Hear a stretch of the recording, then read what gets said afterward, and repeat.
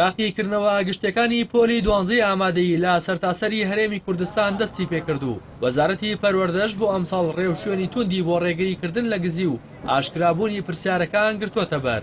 بە جۆرێک ئەمساڵ ڕێکاری پەنجەمۆر بۆ خوێندکاران بەکاردەهێنرێت و بۆ هەر هۆڵێکیش 26 جۆر پرسیاری جیاواز دانراوە بۆ ئەوەی ڕێگا لا گزیگردن بگیرێت. هەروەها ڕێکاری توندی ئەمنی بۆ گواستنەوەی پرسیارەکان و دەفتەری وەڵامی قوتابیان گیراوەتە بەر. هاوکات ڕۆژانەوە لە کاتی تاقیکردنەوە لە کاتژمێر 6 بەیانی تاکو 8:30 بەیانی هێڵەکانی ئەنتەرنێت دەبڕێت. ئەوەی داواکارم لە جەنابتان ئەم فترێ هەم خوێندکاران باری دەرونیان و هەم ژیاریان و مێشکیان ماندووە و کەسوکاریان هەموو ماندوون. هیوام وایە لەم فترێ هاوکارمان بن بەوەی کە بەرنامەی پەروەردەیی بێ و ئەوەندکردنەوەی دەرونی قوتابیان و خوێندکاران بێت و هەر شتێک هەبوو کێشەیەکەم و کورتێک ئاگادارمانکەنەوە پێشەوەی لە ئیعلامە با بڵین گەورە بێ و زەجە بێ بۆی سەرچاوە و یان چارەسەرەکانتان پێ بڵین چی بووە و ڕاستی دروستی هەواڵەکانیش.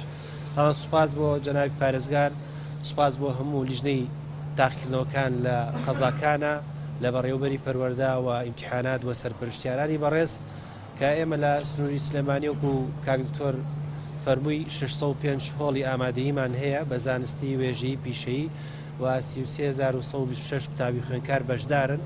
ئەوەی هەبێ ئێمە جگەلەوەی وەزارەت نووسراوی بۆ ئەم پارێزگارە بەڕێزەکان بۆ ئەو وەزارەتی گواستنەوە گەیاندن بۆ نەمانی هێڵی ئینترنێت و وەزارەتی ناوخۆ و وەزارەتی کارەبا کراوە بۆی کارەبا بەردەوام بێ.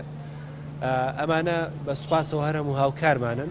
ئێمەش چەند کرابێت بە هاوکاری هەموو لایەک هەم خەڵکانی دڵسۆزی شارەکەمان هەم بەرپرسانی شارەکەمان هەم وەزارەتی پەروەردە و وەزارەتی دارایی توانیمان هەموو پێداویستەکان ساڵ بە ساڵ بە تەواوەتی باشی بکەین و ژینگەیەکی لەباردانین بۆ قوتابیان و خوێندکارانمان.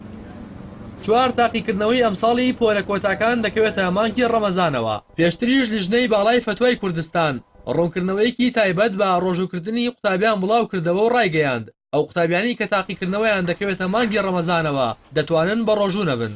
لیژنەی باڵای فتوای هەرێم ئاماژەی بەوە کردووە لە حاڵەتێکدا ئەگەر مرۆڤ نەیتوانی بە ڕۆژوو بێت شەرع ڕێگەی پێداوە بە ڕۆژوو نەبێت. یەکێکیش لەوانەی کە ڕێگەی پێدراوە بە ڕۆژوو نەبێت کاری قورس و ئەستەمە کە بێگومان تاقیکردنەوەکانیش یەکێکە لەو کارە قورسانە چونکە قوتابی دەبێت کتێبەکانی مڕاجعە بکاتەوە و هیلاک و ماندوو دەبێت. بۆیە ئاساییە ئەو قوتابیە بەهۆی سعیکردنەوە بێتاقەت دەبێت و ئەگەر لەسەر ڕۆژۆکەی بەردەوام بێت زیان بە نمرەکانی دەگەیەنێت. ئەو کاتە بە ڕۆژوو نەبێت و لە کاتێکی تردا ڕۆژۆکەی بگرێتەوە. بەپی فتوواکە لە دوای کۆتایی هاتنی تاقیکردنەوەکان قوتابیان تەنها دەبێت ڕۆژۆکان بگرنەوە و کەفارەتیان لەسەر نییە.